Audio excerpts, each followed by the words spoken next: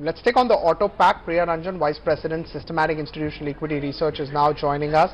And he's going to talk about the auto ancillary pack and why essentially we are seeing more M&As into this space.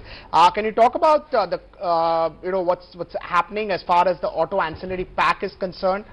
Do you think M&As would continue in this sector?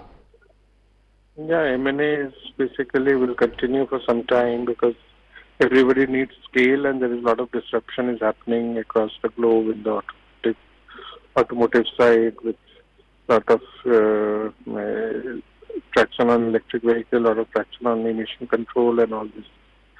So the way going forward is mostly to do with how you can gain new technology or new segments. So how do you capture it? So either you do it, ground up, or you have to acquire the capability companies. And that's the most easiest part. Okay, let's talk a bit about the rationale or the triggers that are actually motivating Indian component suppliers actually invest abroad and buy out companies overseas. Because, on one hand, we know that the valuations for most of these companies are attractive because the demand in the regions like UK and US has been a bit tepid. But is that a good idea for Indian companies to then invest in those companies and in those geographies? So one idea is actually when you buy those companies in those geographies companies are coming at a cheaper valuation.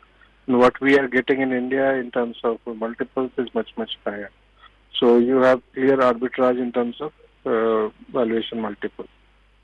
What you are paying and what you are getting in return. So it's always lucrative for the domestic companies to do it. And that is the business aspect, valuation aspect. And the business aspect is actually you have to scale up. You have to go bigger and you have to diversify into different geographies, different segments. Otherwise, you will be landing nowhere. Because what we are seeing is that across the board, all the OEMs are trying to consolidate their vendor base.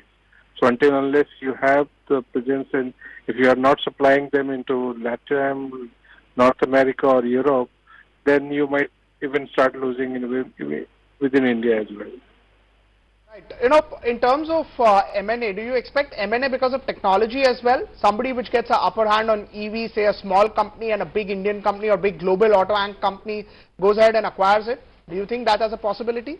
That is a possibility. But the key technology disruptor are themselves startups, and a lot of people doesn't understand, and a lot of standardization has not yet happened in many of the disruptive technologies. So the future of the component may be with the Waymo, or maybe with the Aptiv, or maybe with the Mobileye. So all these companies will be the future boss or Conti or something like that. Okay, Priya Ranjan, we'll leave it at that. It was lovely to get you on board and chat with you about what lies ahead for auto ancillary companies, especially the domestic ones which are looking outside of India as a way to invest and grow inorganically.